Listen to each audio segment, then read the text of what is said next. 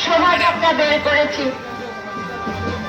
আপনারা আসুন না, আমাদের বর্ণাঢ্য শোভাযাত্রায় আপনারা অংশগ্রহণ করুন এবং প্রত্যেকের রামময় হয়ে উঠুন। রাম নামে আমরা প্লাবিত হয়ে উঠি। আজকে